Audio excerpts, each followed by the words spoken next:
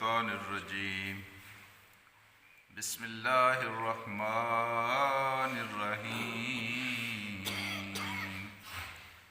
وأما الذين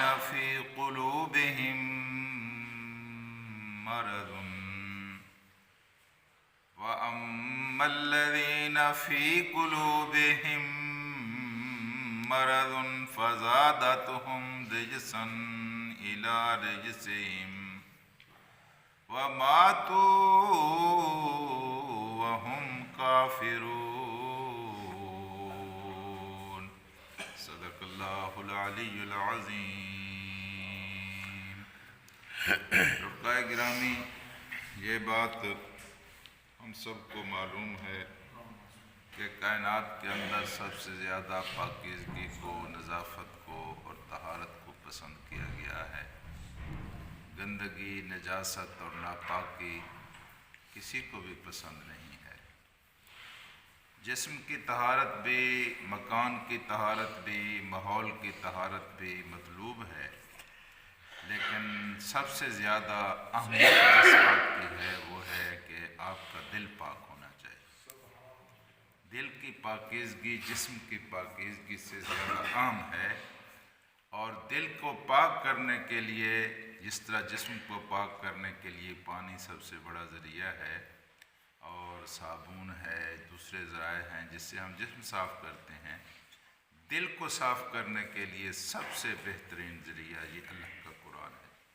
بے شک اس سے بڑھ کر یقین فرمائیے کہ دل کی پاکیزگی کا کوئی دوسرا ذریعہ اتنا مؤثر نہیں۔ یہ ورد وظائف ہیں، ذکر اذکار ہیں، یہ ساری چیزیں اپنی جگہ پر ہیں، لیکن سچی بات یہ ہے کہ جتنا دل اللہ کے قرآن کے ساتھ صاف ہوتا ہے کسی دوسرے کے ساتھ صاف نہیں ہے۔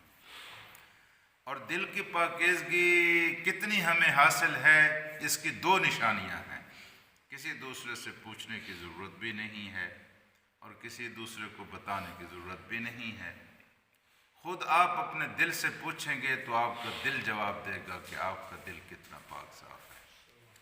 دل کی پاکیزگی کی پہلی نشانی یہ ہے کہ آپ کی خلوتیں کیسی ہیں، آپ کی تنہائیاں کیسی ہیں۔ جب کوئی نہیں ہوتا، صرف آپ ہوتے ہیں، آپ کیا سوچتے ہیں، آپ کیا کرتے ہیں، آپ کے دل کا کیا حال ہوتا ہے؟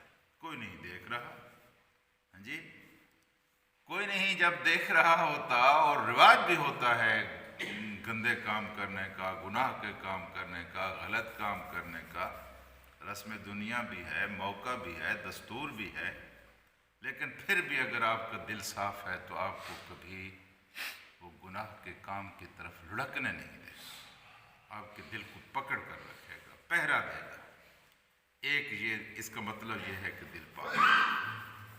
مجلسوں میں ہم اللہ اور نبی کی باتیں کریں اور نبیوں جیسی باتیں کریں، اور جب تنہائی میں چلے جائیں تو گناہ گاروں جیسے کام کریں، تو اس کا مطلب یہ ہے کہ یہ دو رنگی ہے، دو رنگ ہے، منافقت ہے۔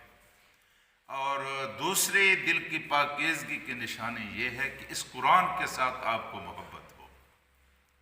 محبت آپ جانتے ہیں کہ محبت کیا ہوتی ہے۔ ہمیں محبت کسی نہ کسی سے تو آخر ہوئی ہے، اپنے بچے سے، اپنی بیوی سے۔ محبت کیا ہوتی ہے؟ اس طرح کے قرآن کے ساتھ محبت۔ اٹھتے بیٹھتے چلتے پھرتے جو ہی آپ کو وقت ملے آپ قرآن کو اٹھا لیں، قرآن کو پڑھیں۔ اور اس کا ایک بہترین طریقہ یہ ہے کہ آپ کی قرآن کی بے شک ایک آیت یاد کر لیں، آدھی آیت یاد کر لیں، روزانہ کی بنیاد پر اس کو یاد کریں۔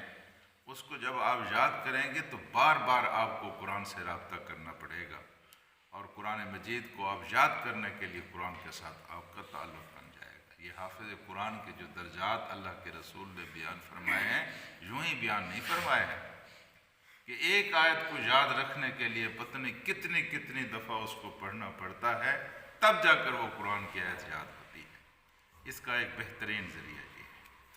تو میرے دوستوں اور ساتھیوں، جس دل میں قرآن نہیں ہے، بے شک وہ دل پاک نہیں، وہ دل پاک نہیں ہے۔ یہ پاکی کا بہت ذریعہ ہے، بہت بڑا ذریعہ ہے۔ دیکھیے آج کی صورت کیا کہتی ہے کہ اللہ پاک وَأَمَّا الَّذِينَ فِي قُلُوبِهِم مَّرَضٌ، وَأَمَّا الَّذِينَ فِي قُلُوبِهِم مَرَضٌ، ان میں سے ایسے بھی ہیں کہ جن کے دلوں کے اندر روگ ہے، دلوں کے اندر مرض ہے، بیماری ہے، دلوں کے اندر بیماری ہے، فَزَادَتْهُمْ رِجْسًا إِلَىٰ رِجْسِهِمْ، فَزَادَتْهُمْ رِجْسًا إِلَىٰ رِجْسِهِمْ، فَزَادَتْهُمْ رِجْسًا إِلَىٰ رِجْسِهِمْ، ان کے دل کے اندر بیماری اور ناپاکی پہلے سے موجود تھی جی، فزادتہم، پس زیادہ کر دیا ان کو اس رجسن الی رجسن، جو پہلے سے ان کے دل کے اندر ناپاکی تھی، اس ناپاکی کے اندر قرآن نے اور اضافہ کر دیا۔ تو قرآن تو پاکیزگی دیتا ہے، پھر قرآن نے ناپاکی کیسے بڑھا دی؟ نہیں، وما انزلنا علیک القرآن لتشقی، ہم نے قرآن کو اس لیے آپ کے اوپر نازل نہیں کیا کہ یہ بدبخت آپ کو بنائے یا آپ کو مصیبت میں مبتلا کر دے۔ قرآن تو سعادت دینے کے لیے آتا ہے، لیکن جیسا کہ میں نے پہلے عرض کیا تھا، اس قرآن کے ذریعے بہت ساری قومیں اٹھ جاتی ہیں اور بہت ساری قومیں بیٹھ جاتی ہیں جی۔ تو یہ قرآن بھی اسی طرح کا ہے کہ جن کے دلوں کے اندر ناپاکی ہے، ناپاکی بڑھتی چلی جاتی ہے، جب کوئی آیت نازل ہوتی ہے اس میں اور اضافہ ہوتا چلا جاتا ہے۔